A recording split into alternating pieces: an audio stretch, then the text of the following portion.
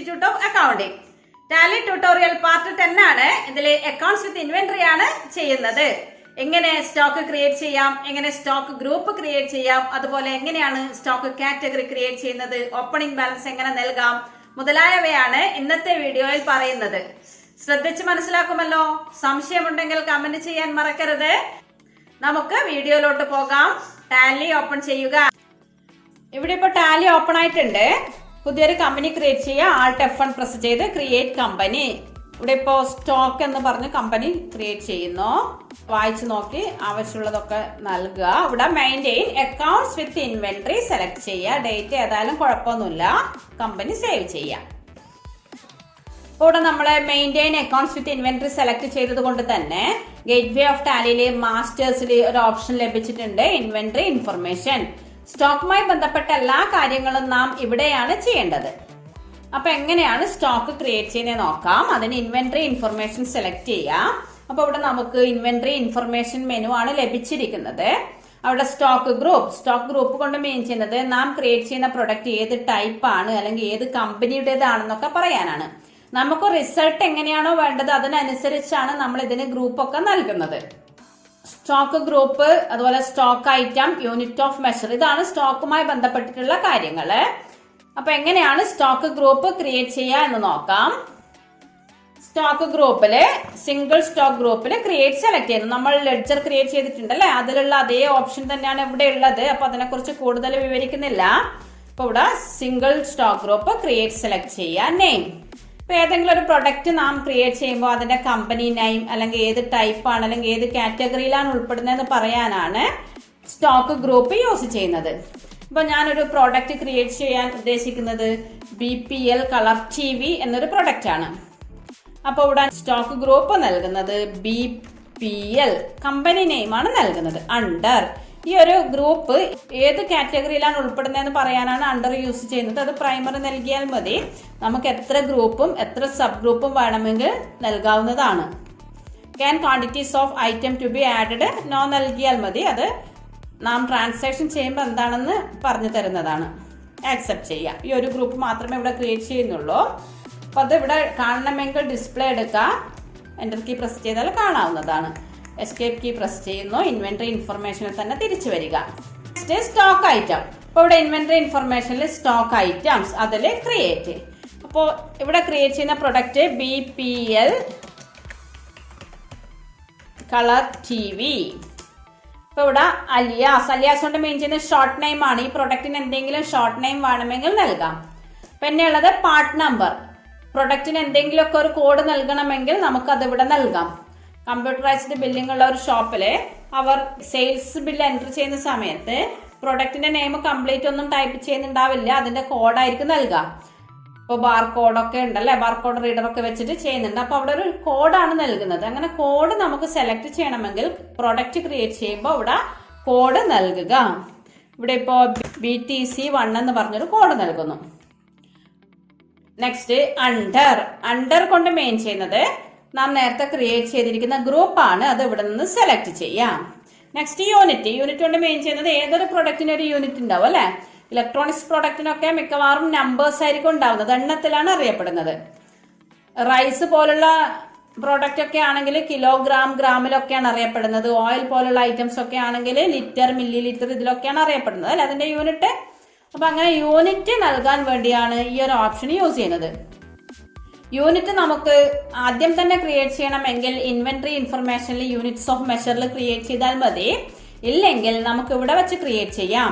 ടാലിയിൽ secondary ആയി create ചെയ്യാൻ use ചെയ്യുന്ന കീ ആണ് Alt+C.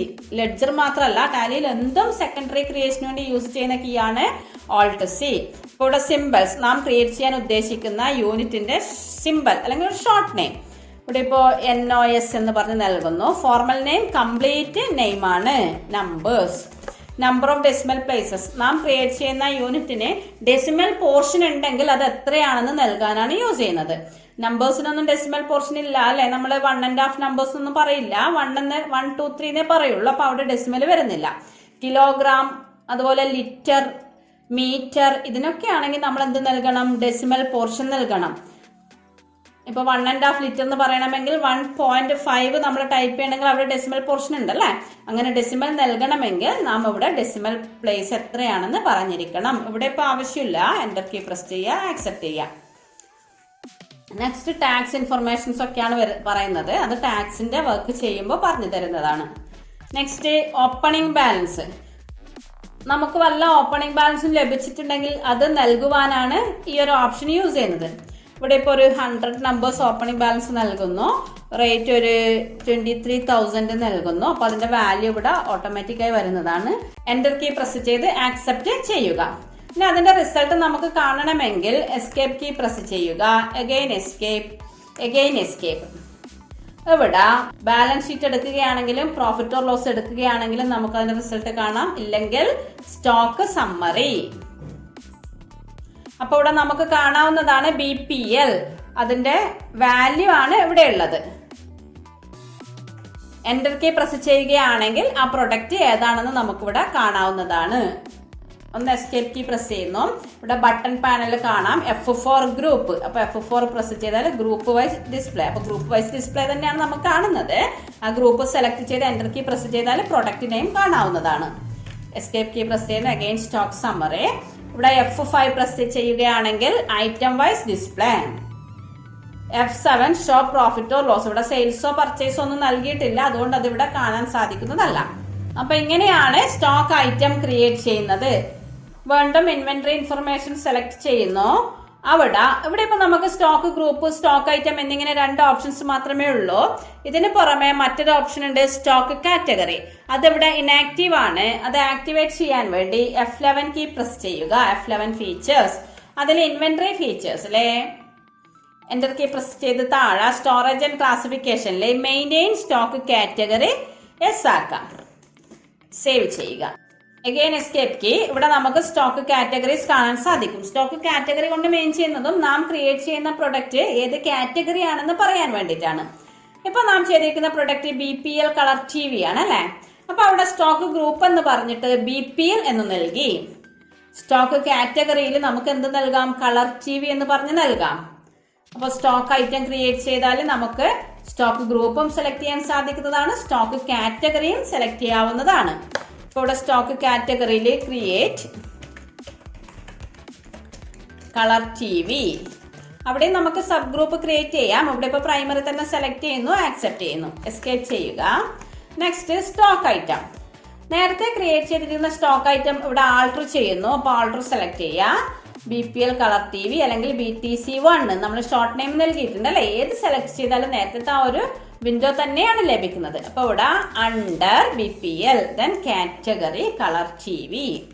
മറ്റൊന്നും ചേഞ്ച് ചെയ്യുന്നില്ല, സേവ് ചെയ്യുന്നു. എങ്ങനെയാണ് സ്റ്റോക്ക് ക്രിയേറ്റ് ചെയ്യുന്നത്? അവിടെ നിങ്ങൾക്കൊരു അസൈൻമെന്റ് തന്നിട്ടുണ്ട്, അതൊന്ന് നോക്കാം.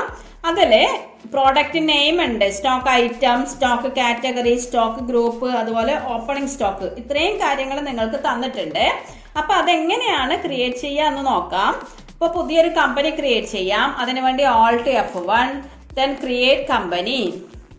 ഇവിടെ ഇപ്പോ പാർട്ട് സ്റ്റോക്ക് എന്ന് പറഞ്ഞൊരു കമ്പനി ക്രിയേറ്റ് ചെയ്യുന്നു. ആവശ്യമുള്ള ഡീറ്റെയിൽസ് ഒക്കെ നൽകുക. ഇവിടെ അക്കൗണ്ട്സ് വിത്ത് ഇൻവെന്ററി സെലക്ട് ചെയ്യുക. Then financial year from. ഇതിലിപ്പോ നിങ്ങൾക്ക് ലഭിച്ചിരിക്കുന്ന ഡേറ്റ് 31 മാർച്ച് 2021 ആണ്. അപ്പൊ നിങ്ങൾ നൽകേണ്ടുന്ന ഡേറ്റ് 1 ഏപ്രിൽ 2020. ഓപ്പണിംഗ് ഡേറ്റ് നൽകുക. Save the company. ഇവിടെ സ്റ്റോക്ക് ഐറ്റം, സ്റ്റോക്ക് കാറ്റഗറി, അതുപോലെ സ്റ്റോക്ക് ഗ്രൂപ്പ് ഇതൊക്കെയാണ് തന്നിട്ടുള്ളത്. അപ്പൊ നിങ്ങൾ എന്ത് ചെയ്യാം, ഇൻവെന്ററി ഇൻഫർമേഷനിൽ ആദ്യം തന്നെ സ്റ്റോക്ക് ഗ്രൂപ്പ് ക്രിയേറ്റ് ചെയ്യാം. അപ്പൊ ഇവിടെ സ്റ്റോക്ക് ഗ്രൂപ്പ്സ്, അതില് ക്രിയേറ്റ്. സ്റ്റോക്ക് ഗ്രൂപ്പ് തന്നിരിക്കുന്നത് ഫിലിപ്സ്. അപ്പൊ അത് ടൈപ്പ് ചെയ്യാം, Philips under primary. Next Prestige. ഒരു ഗ്രൂപ്പ് ഒരു തവണ ക്രിയേറ്റ് ചെയ്യണ്ടോ, ഒന്നിൽ കൂടുതൽ തവണ ക്രിയേറ്റ് ചെയ്യണ്ട. പ്രസ്റ്റീജ്. Next V-Guard. 3 ടൈപ്പ് ഗ്രൂപ്പാണ് ഇവിടെ ഉള്ളത്. അതിനുശേഷം എസ്കേപ്പ് ചെയ്യുക. Then stock category. അപ്പൊ സ്റ്റോക്ക് കാറ്റഗറി ഇവിടെ ഇനാക്റ്റീവ് ആണ് അല്ലെ. അത് ആക്ടിവേറ്റ് ചെയ്യാൻ വേണ്ടി F11 ഫീച്ചേഴ്സിൽ ഇൻവെന്ററി ഫീച്ചേഴ്സ് സെലക്ട് ചെയ്യുക. അതിൽ മെയിൻറ്റെയിൻ സ്റ്റോക്ക് കാറ്റഗറി എസ് ആക്കുക. ഇത് സേവ് ചെയ്യുക. എസ്കേപ്പ് കീ പ്രസ് ചെയ്യുക. അപ്പൊ ഇവിടെ സ്റ്റോക്ക് കാറ്റഗറി ലഭിക്കും. അത് സെലക്ട് ചെയ്യുക, ദെൻ ക്രിയേറ്റ്. ഇതിപ്പോൾ സ്റ്റോക്ക് കാറ്റഗറി ഒന്ന് TV, സേവ് ചെയ്യാം. എല്ലാം പ്രൈമറി കൊടുത്താൽ മതി, under primary. Next mixer grinder, save ചെയ്യാം. അഗൈൻ മിക്സർ ഗ്രൈൻഡർ, അതൊരു തവണ ക്രിയേറ്റ് ചെയ്തു. നെക്സ്റ്റ് പ്രഷർ കുക്കർ, സേവ് ചെയ്യാം. നെക്സ്റ്റ് സീലിംഗ് ഫാൻ, സേവ് ചെയ്യാം. ഇത്രയാണ് സ്റ്റോക്ക് കാറ്റഗറി ഉള്ളത്.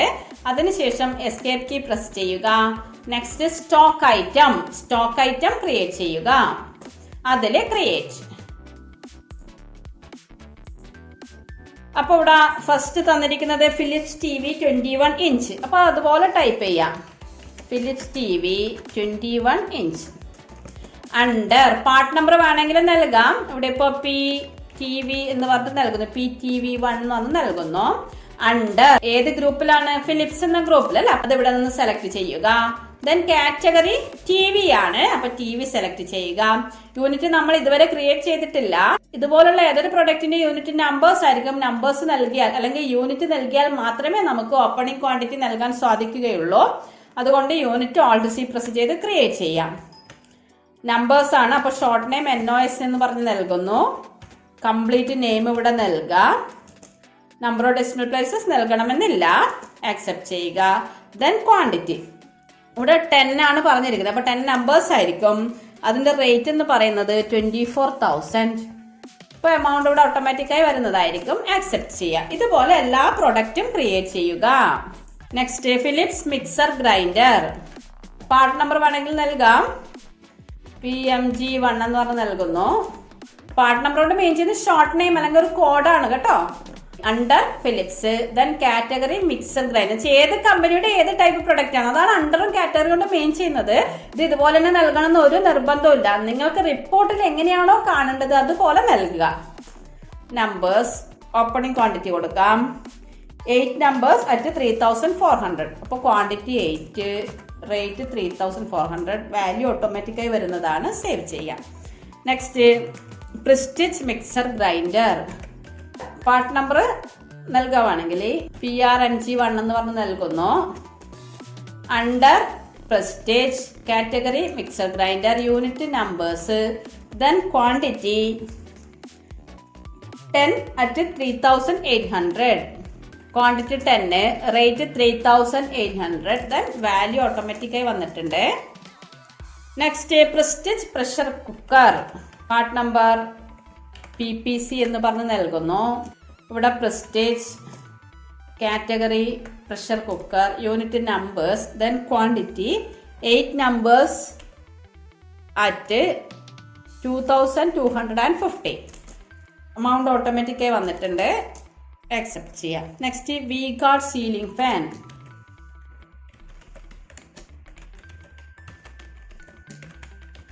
V-Guard ceiling fan, part number VCF1 എന്ന് പറഞ്ഞ് നൽകുന്നു. Under company name V-Guard, then ceiling fan ഏത് ടൈപ്പ് പ്രൊഡക്റ്റ് ആണ്, unit numbers, quantity 12 numbers at 2,650. Save. ഇത്രയായാലും നമ്മൾ തന്നിരിക്കുന്ന എല്ലാ പ്രൊഡക്റ്റും ക്രിയേറ്റ് ചെയ്തു, അതിന്റെ ഓപ്പണിംഗ് ബാലൻസ് നൽകി അല്ലേ. ഇനി എസ്കേപ്പ് ചെയ്യാം. Again escape. അപ്പൊ ഇവിടെ നമുക്ക് സ്റ്റോക്ക് സമ്മറി കാണാവുന്നതാണ്. അപ്പൊ ഇവിടെ നമുക്ക് സ്റ്റോക്ക് സമ്മറി ഓപ്പൺ ചെയ്യുമ്പോൾ നമ്മൾ എന്താണ് കാണുന്നത്? Company name Philips, Prestige, V-Guard. അപ്പൊ ഫിലിപ്സിൽ എൻ്റർ കീ പ്രസ് ചെയ്യുകയാണെങ്കിൽ എന്തൊക്കെ ഐറ്റംസ് ആണെന്ന് ഇവിടെ കാണാവുന്നതാണ്. അതുപോലെ പ്രസ്റ്റീജിൽ എൻ്റർ കീ പ്രസ് ചെയ്താൽ ഇവിടെ കാണാവുന്നതാണ്. V-Guardന്റെ എൻ്റർ കീ പ്രസ് ചെയ്താൽ ഏതൊക്കെ പ്രൊഡക്റ്റ് ആണെന്ന് കാണാവുന്നതാണ്. അപ്പോൾ ഓരോരോ അസൈൻമെന്റ് ചെയ്യുമ്പോൾ ഇങ്ങനെയുള്ള ഓരോരോ ഓപ്ഷൻസുകൾ വരുന്നതായിരിക്കും. അപ്പോൾ നന്നായി പ്രാക്ടീസ് ചെയ്യുക, നിങ്ങൾക്ക് നന്നായി ടാലിയിൽ വർക്ക് ചെയ്യാൻ സാധിക്കുന്നതാണ്. അപ്പോൾ ഇന്നത്തെ വീഡിയോ ഇവിടെ പൂർണ്ണമാകുന്നു. മറ്റൊരു വീഡിയോയുമായി വീണ്ടും കാണാം. താങ്ക്